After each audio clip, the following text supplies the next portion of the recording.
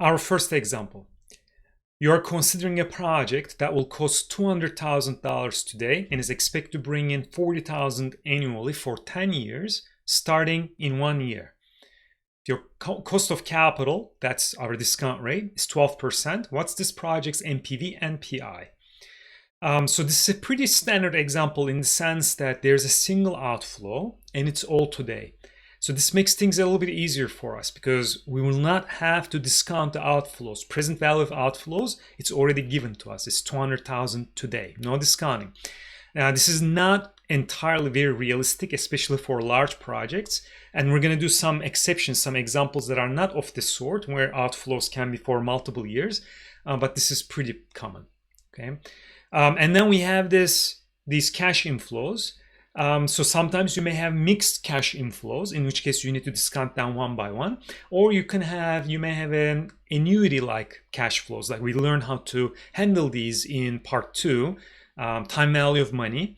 All right, we know how to find the present value of an annuity with a given annual cash flows for a certain number of years at a certain discount rate. So those are some of the tools that we're going to have to go back to and use.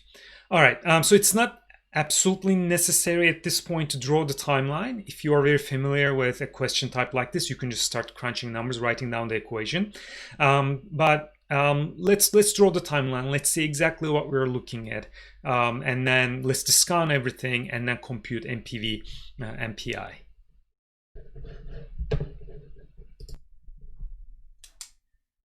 All right, we have a project with a 10-year horizon,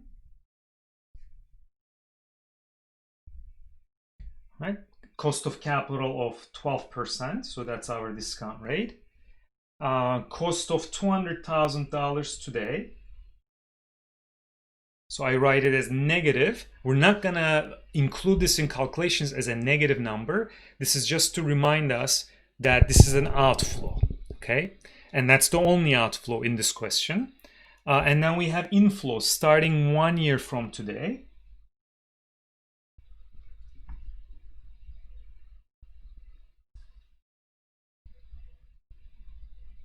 And continuing for 10 years. All right. So we already know present value of outflows, no discounting necessary, is 200,000. So that's in our pocket. Again, not negative, because our formulas already take account of the fact that outflows are negative. So all outflows are positive numbers, and all in present value terms, and all inflows are positive numbers. And then the formula has that minus in the middle to account for that. Okay. Now present value of inflows. So here, no point in discounting them one by one, even though we could, but it's going to take too long. So we take advantage of the annuity formula, right? So we can use the present value of annuity formula, and that would work just fine, because remember the rule. So now we have to, again, go back and remember what we've learned before. The present value of annuity formulas give us the discounted value of the stream of cash flows as of exactly one period before the first annuity cash flow. So if the first annuity cash flow is at the end of year 1, the PV annuity formula gives us the value as of 0, which is exactly what we need. So we don't have to do a further additional steps like we needed to do back in the day when we were doing deferred annuities or combined annuities, right? So this is pretty straightforward. So what's going to happen is present value of inflows will just be the present value of an annuity. And remember the formula, CF times, in brackets, 1 over I minus 1 over I, 1 plus I raised to n. Right, of course, we're going to apply this to our setting here, right? Cash flows will be 40,000 per year. Instead of I, the discount rate, our discount rate is the cost of capital, 12%, and n is the number of annuity cash flows, which is 10, right? So this is going to be 40,000 times 1 over 0.12 minus 1 over 0.12 times 1 plus 0.12 raised to 10. All right, so that's what we need. So what do?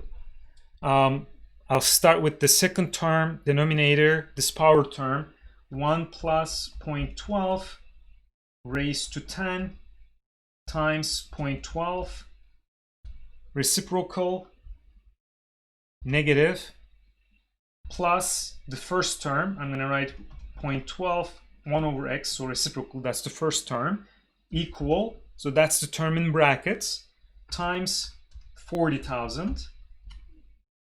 So the present value of the inflows is a little over $226,000.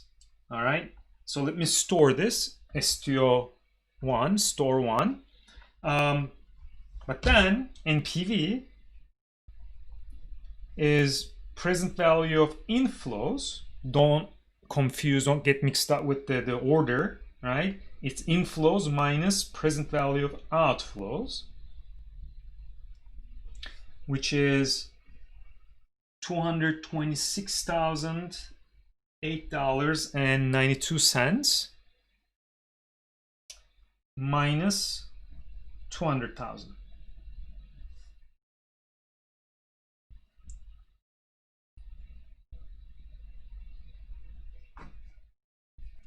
$26,008.92. So that's NPV. So what is the interpretation? The interpretation of this is the moment we greenlight this project, right? It's as if our company is worth, our business is worth $26,000 more as a result of this project, assuming we are correct about our forecasts and projections and all that, that these are all reasonable.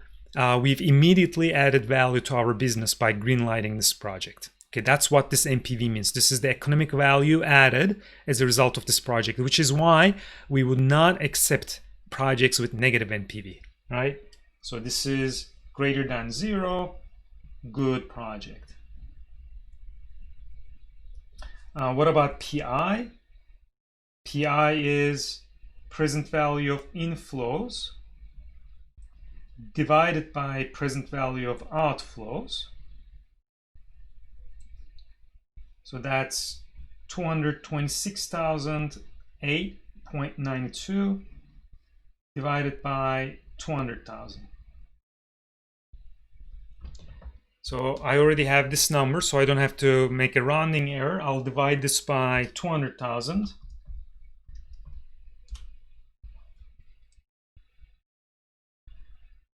$1.13. What's the interpretation of this? The interpretation is for each dollar in present value terms invested in the project, this project is returning $1.13. Okay, and because this is greater than 1, good project. NPV and PI will always agree, right? If a project looks good in NPV terms, it has to be that it's going to also look good on PI, profitability index terms.